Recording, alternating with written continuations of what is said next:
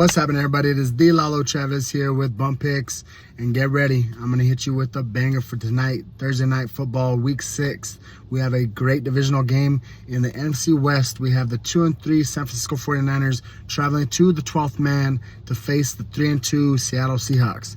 And boy, let me tell you, I'm excited to watch this game just because it's a divisional game, and it's a Thursday night primetime game, and it's both teams are coming off a loss, two heartbreaking losses in week 5, and let's see if the Seattle Seahawks stay on top of the NFC West, or they end up the same record as the 49ers at 3-3. So where do I start with the 49ers?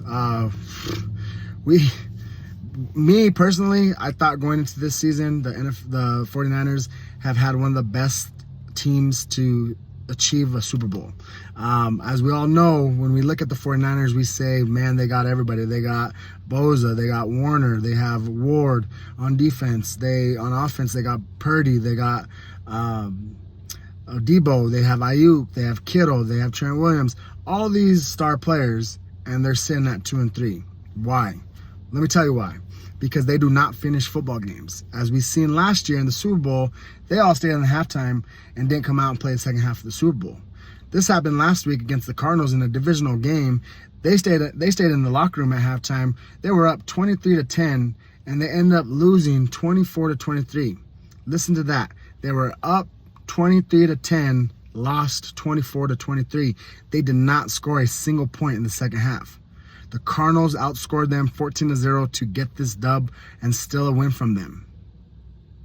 And it's surprising that they lost at home as well. So why are they not winning football games? 2 reasons. They're not securing the football. They're turning it over too much, and they're not finishing the football games. Somebody please tell Kyle Shanahan that there's 60 minutes in the football game.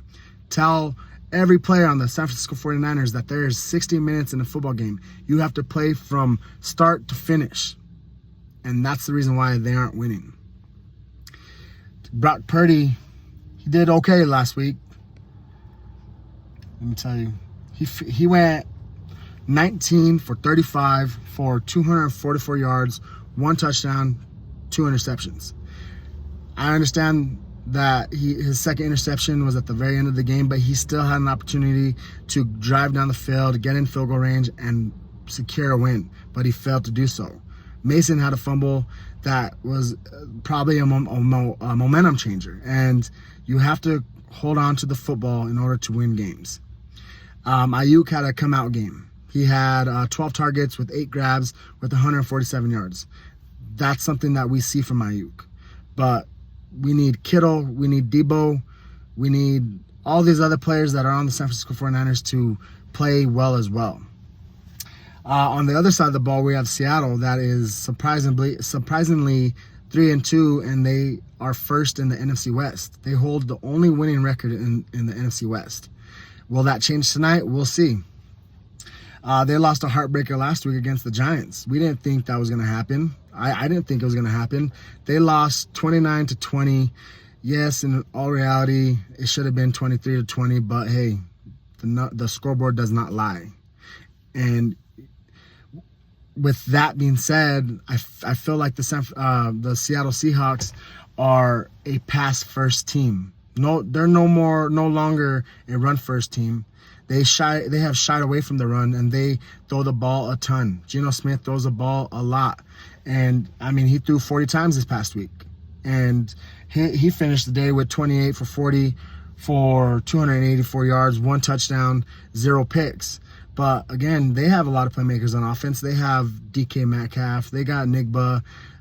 They have Lockett. They have Walker. And they're offensively sound. For them to lose that game against for the Giants, it was uncalled for. It was a surprise to all of us. Well, tonight they're facing the Niners, and just to give you a little rundown, with the Niners passing attempts, they're 8th, and we all know that the Seattle Seahawks throw the ball a lot. They're first in passing attempts. So I feel like they are, the Seattle Seahawks are going to throw the ball on them.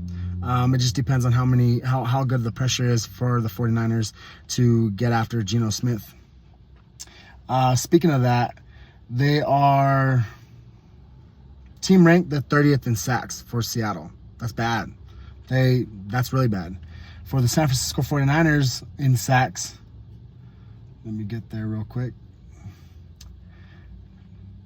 They're 17th in the league with sacks. So they're in the middle of the pack. They don't get after the quarterback like they have been in the past. So, I mean, with that being said, I feel like with the San Francisco 49ers allowing the most, or I don't say the most, but they're 8th in the league with passing attempts, and the Seattle Seahawks are 1st in passing attempts. It's going to be a heyday for Geno Smith. So do I think it's going to be a high-scoring game? Who knows? I mean, the over-under had jumped up. It was at 46.5 to start off with. Now it's at 49. You might find 49.5. It went up 3 points to 3.5 points. That's crazy. Or I'm sorry, it went up 3 points. And that's a lot. People are thinking that it's going to be a high-scoring game. Do I believe that? I could see it being a 27-24 ball game. I could even see it being a 30-27 ball game. It just depends on what defense shows up for the 49ers, and it depends on what offense shows up for the Seattle Seahawks. So tonight, with my pick, I think that the San Francisco 49ers are going to go take care of business, and they're going to win by at least a touchdown. I understand it's a divisional game, but I feel like they're going to go to Seattle. They're going to have a field day. I feel like they're going to show everybody that they still haven't lost their identity on completing games. So I feel like tonight, Thursday night, 49ers at Seattle, 49ers -3.5. Mark it, book it, stamp it. Don't be a bum. Hit that like, hit that subscribe, and ring that bell. Let's get this money.